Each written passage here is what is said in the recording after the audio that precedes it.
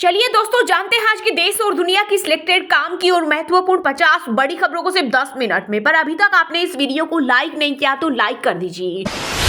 अब भारत बन जाएगा सुपर पावर, आसमान से धरती तक चीन पाकिस्तान की हर चाल होगी नाकाम। अंतरिक्ष में बड़ा खेल करने जा रहा भारत। मोदी कैबिनेट ने 52 जासूसी सैटेलाइट को दी मंजूरी। एआई सिस्टम से ले सैटेलाइट आपस में करेंगे बात। हरियाणा में 17 अक्टूबर को होगा सीएम का शपथ ग्रहण। तीसरी बार बदली डेट। दिल्ली में केंद्रीय गृह मंत्री अमित शाह के घर देर रात तक चली मीटिंग, जिसमें शपथ ग्रहण समारोह और सैनी मंत्रिमंडल पर हुई चर्चा। वहीं कार्यवाहक मुख्यमंत्री नायब सैनी बोले, पहले 25,000 नौजवानों को दूंगा नौकरी, फिर लूंगा शपथ। कल शाम देश भर में हुआ दशहरे का सेलिब्रेशन। दिल्ली के लाल किला में हुआ रावण दहन। राष्ट्रपति मुर्मू, पीएम मोदी ने राम लक्ष्मण को तिलक लगाया। विजयादशमी के दिन शस्त्र पूजन करते हुए रक्षा मंत्री राजनाथ सिंह ने चीन पाकिस्तान को दिया बड़ा मैसेज। बोले, हमने युद्ध तभी लड़े जब अखंडता और धर्म का हुआ अपमान। अगर हमारे हितों पर आंच आई तो हम कोई भी बड़ा कदम उठाने से पीछे नहीं हटेंगे। मोदी जी कांग्रेस को अर्बन नक्सल कहते हैं, वो खुद क्या है? उनकी पार्टी आतंकवादियों की पार्टी है। कांग्रेस चीफ मल्लिकार्जुन खड़गे ने बीजेपी पर बोला जोरदार हमला। कहा, हरियाणा में जो कुछ भी हुआ, एक बार रिपोर्ट आने के बाद यह साफ हो जाएगा। पूरा देश कह रहा था कांग्रेस जीतेगा। सरकार ने 1 अप्रैल से 10 अक्टूबर तक 11.25 लाख करोड़ रुपए का नेट डायरेक्ट टैक्स वसूला। पिछले साल के मुकाबले 18% ज्यादा 2.31 लाख करोड़ का रिफंड भी किया जारी। देश का विदेशी मुद्रा भंडार 8 सप्ताह में पहली बार गिरा। आरबीआई के आंकड़ों के अनुसार 701 बिलियन डॉलर पर आया। बीते हफ्ते रिकॉर्ड हाई पर पहुंचा था। हरियाणा विधानसभा चुनाव में मिली हार के बाद कांग्रेस ने की 20 विधानसभा सीटों पर रीकाउंटिंग की मांग। चुनाव आयोग को भेजा पत्र। ईवीएम बैटरी पर जताया संदेह। रक्षा मंत्री राजनाथ सिंह ने पश्चिम बंगाल, नागालैंड सहित 11 राज्यों के 75 इंफ्रा प्रोजेक्ट का किया उद्घाटन। बोले, भारत सबसे सुरक्षित और मजबूत देश बनेगा। बीआरओ ने बनाए 22 सड़कें और 51 पुल। तमिलनाडु में चेन्नई से 41 किलोमीटर दूर बागमती एक्सप्रेस डिरेल 75 किलोमीटर प्रति घंटे की स्पीड में मालगाड़ी से टकराई। 72 डिब्बे उतरे। मेन लाइन से लूप लाइन पर उतरने के कारण हादसे में 19 यात्री घायल। रेलवे ने जांच के दिया आदेश। मदरसों की फंडिंग बंद करें। राष्ट्रीय बाल संरक्षण आयोग ने सभी राज्यों को लेटर लिखकर कहा, ये राइट टू एजुकेशन के नियम नहीं मानते। बेसिक एजुकेशन की कीमत पर धार्मिक शिक्षा नहीं दे सकते। अयोध्या में राम मंदिर के शिखर की पहली लेयर हुई तैयार। निर्माण में अभी 120 दिन लगेंगे। 85 फीट ऊंचा होगा। 10 किलोमीटर दूर से दिखेगा शिखर। हिमाचल प्रदेश के कर्मचारियों पेंशनरों को मिला दिवाली बोनस। सुखू सरकार ने डीए में की 4% की बढ़ोतरी। 28 अक्टूबर को आएगी सैलरी और पेंशन। अगर अहंकार में नहीं आती तो हरियाणा में आज कांग्रेस की सरकार होती, गठबंधन की सरकार होती। आम आदमी पार्टी के प्रदेश अध्यक्ष सुशील गुप्ता का बड़ा बयान। बोले, अब कांग्रेस के बस की बात नहीं रही, वह हरियाणा से बीजेपी को भगाए। भूरे बाल, हरा चश्मा और हल्की दाढ़ी भारतीय क्रिकेट टीम के पूर्व कप्तान महेंद्र सिंह धोनी के नए लुक ने मचा है तहलका। सीएसके ने दिया गजब कैप्शन। पंजाब में धान खरीद में देरी होने से भड़के किसान। आज 3 घंटे के लिए हाईवे करेंगे जाम। मान सरकार पर लगाया फूट डालने का आरोप। विदेशी उत्पादों पर भारत लगाता है सबसे ज्यादा टैक्स। डोनाल्ड ट्रंप बोले, राष्ट्रपति बनने पर हम भी करेंगे ऐसा। इस हफ्ते सोने चांदी में रही गिरावट। आईबीजे की वेबसाइट के अनुसार सोना 341 रुपए गिरकर 75,623 रुपए प्रति 10 ग्राम पर आया। वहीं चांदी की कीमत 2,237 रुपए कम हो गई। ये 89,963 रुपए प्रति किलो बिक रही। राष्ट्रीय राजधानी दिल्ली में लगने वाला है ट्रैफिक टैक्स। फास्टैग से होगी वसूली। आम आदमी पार्टी की सरकार बना रही प्लान। सैमसन की 40 गेंद पर सेंचुरी, 111 रन बनाकर आउट। बांग्लादेश के खिलाफ 8 छक्के लगाए सूर्या, 75 रन बनाकर आउट। रिपोर्ट में दावा, पब्लिक टॉयलेट यूज करना खतरनाक। गंदगी के कारण हर साल 5 लाख लोगों की मौत। महाराष्ट्र के नागपुर में विजयादशमी के अवसर पर आरएसएस प्रमुख मोहन भागवत ने की शस्त्र पूजा। बोले, बांग्लादेश में फैलाया जा रहा है भारत उसके लिए खतरा, लेकिन हमें जहां भी है एकजुट और सशक्त होने की जरूरत। नेशनल कॉन्फ्रेंस के उपाध्यक्ष और पूर्व सीएम उमर अब्दुल्ला ने एलजी से की मुलाकात। जम्मू कश्मीर में सरकार बनाने के लिए पार्टियों के समर्थन पत्र सौंपे। 16 अक्टूबर को हो सकता है शपथ ग्रहण समारोह। कांग्रेस का युवराज लॉन्च ही नहीं होता। हरियाणा की जनता ने उन्हें नकार दिया। केंद्रीय मंत्री गिरिराज सिंह बोले, राहुल गांधी को हिम्मत दिखानी चाहिए और अगला चुनाव अपने दम पर लड़ना चाहिए। पंजाब भाजपा के नए अध्यक्ष हो सकते हैं केंद्रीय राज्य मंत्री रवनीत बिट्टू। मौजूदा प्रदेश अध्यक्ष सुनील जाखड़ को लेकर नेताओं में नाराजगी पत्र लिखकर हटाने की मांग की। एक द्रौपदी के वस्त्र को हाथ लगा तो महाभारत हो गई। कोलकाता के आरजी का रेप मर्डर पर बोले मोहन भागवत। साथ ही आरएसएस प्रमुख ने ममता सरकार पर साधा निशाना, कहा अपराधियों को संरक्षण देने का हुआ प्रयास। हरियाणा में हार के बाद अध्यक्ष की छुट्टी करेगी कांग्रेस, दलित चेहरे को फिर मिलेगा कमान। सांसद वरुण चौधरी हाईकमान की पहली पसंद, प्रदेश प्रभारी दीपक बाबरिया की भी होगी छुट्टी। तमिलनाडु, केरल, कर्नाटक, महाराष्ट्र समेत 7 राज्यों में भारी बारिश की चेतावनी। वहीं दक्षिण पश्चिम मानसून गुजरात, मध्य प्रदेश, बिहार और झारखंड के कुछ हिस्सों से 1 या 2 दिनों के भीतर हो सकता है विदा। बीएसएफ ने पंजाब के फिरोजपुर में सीमा पार से आए ड्रोन को मार गिराया, 1 पिस्तौल और मैगजीन बरामद। ढाका में पूजा मंडल पर हमले को लेकर भारत की बांग्लादेश को 2-2 कहा, हिंदुओं की सुरक्षा सुनिश्चित करो। हरियाणा में चुनाव हारा तो समाज सेवा बंद, 3 पूर्व विधायकों ने बंद की फ्री बसें। पूर्व बीजेपी नेता संदीप गर्ग की 5 रुपए वाली रसोई पर भी लगा ताला। आतिशी को पीडब्ल्यूडी ने दिया बंगला जिसमें अरविंद केजरीवाल थे, अब उसी आवास में रहेगी दिल्ली सीएम। 2 दिन पहले सामान बाहर निकाला गया था।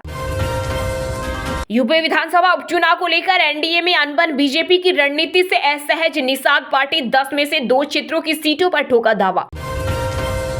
17 नवंबर को बंद होंगे बद्रीनाथ के कपाट, केदारनाथ, यमुनोत्री में 3 नवंबर को, गंगोत्री में 2 नवंबर को बंद होंगे पट। श्री बद्रीनाथ केदारनाथ मंदिर समिति ने किया ऐलान।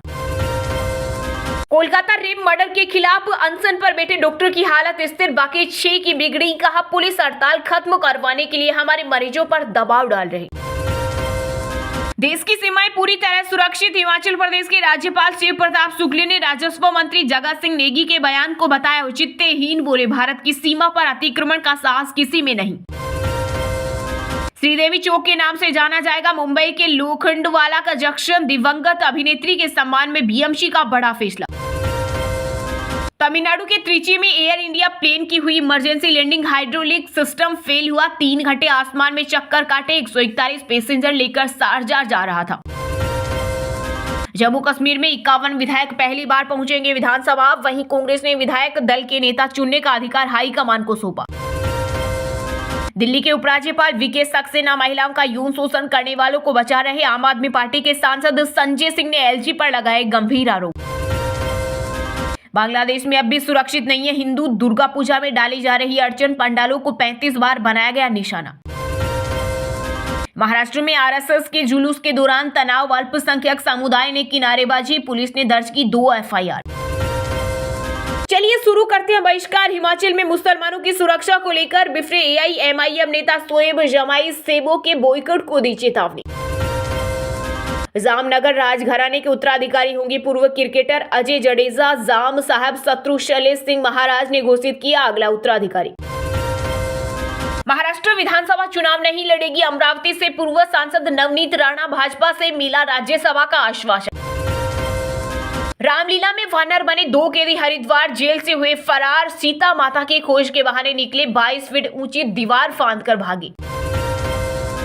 राजस्थान के एसआई परीक्षा पेपर लीक के तार, हरियाणा से जुड़े गिरोह में शामिल लोगों को पकड़ने के लिए कई जगह छापेमारी।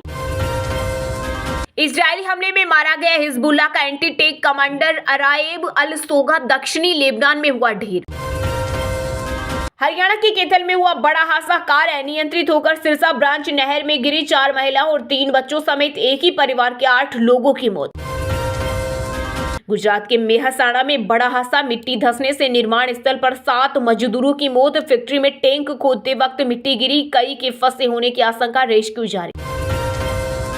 हिमाचल प्रदेश के शिमला में महसूस किए गए भूकंप के झटके, रिक्टर स्केल पर 3.0 मापी गई तीव्रता।